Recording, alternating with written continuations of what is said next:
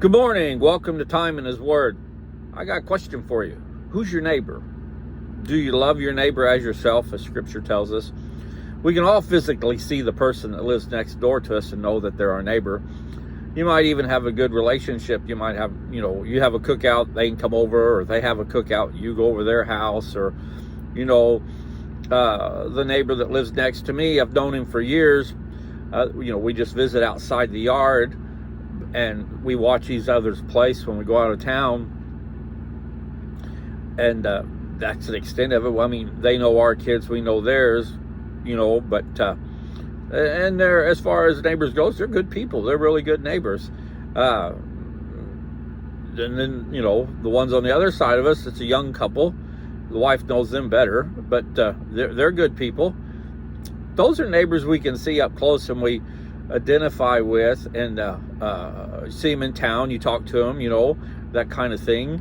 You watch out for them, but well, let's dig a little closer on this. Who's your neighbor? And I'm what we're going to talk about this morning. I'm guilty as the next person on this. How about the car that cuts you off in traffic? Is that your neighbor? And if we're the Scripture tells us we're to love our neighbor as ourself.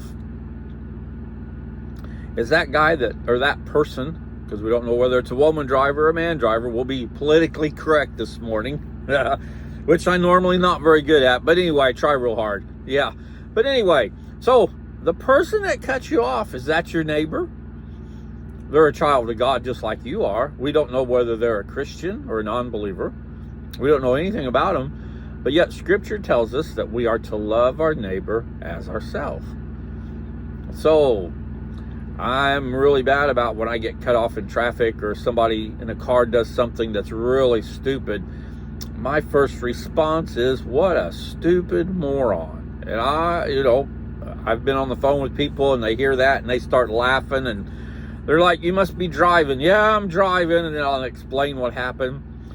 But again, the person that cuts you off in traffic, could we say technically that's our neighbor? They're a child of God like we are, and we should maybe, instead of calling them a name, maybe lift them up in prayer.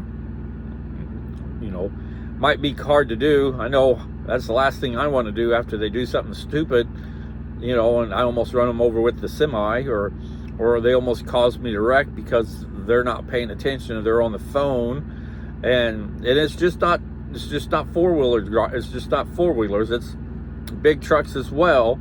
We all share the road and we all think we're the best drivers out there, and it's the other guy that doesn't know what they're doing, right?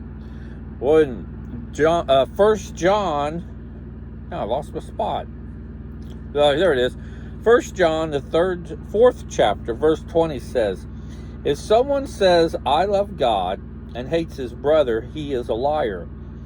For the one who does not love his brother whom he has seen cannot love God whom he has not seen. And this commandment we have from him, that the one who loves God should also love his brother. Ooh, what a strong couple of verses there. So we can see our neighbor. Like I said before, the ones next door to us, we know them. We know what kind of people they are, and they're easy to, be loved as a neighbor, as Scripture tells us to. But like I said, how about the people driving the car next to you in traffic that makes a bonehead move or cuts you off? Scripture says if we see him, we should love him. Tough words to follow. Really tough words to follow. And like I said before, I'm just as guilty as the next guy when somebody does something like that. I yell, you stupid moron. I guess I'm in the wrong, just like everybody else. And I readily admit, but it's also very difficult to love that person, just as Scripture tells us we're supposed to. So, how about the next time somebody cuts us off, instead of yelling, you stupid moron, or whatever our favorite phrase is for the person that does that, How about if we lift them up in prayer and see what happens for not so much them, but for our demeanor as well? Because isn't after something like that happens, you're aggravated for,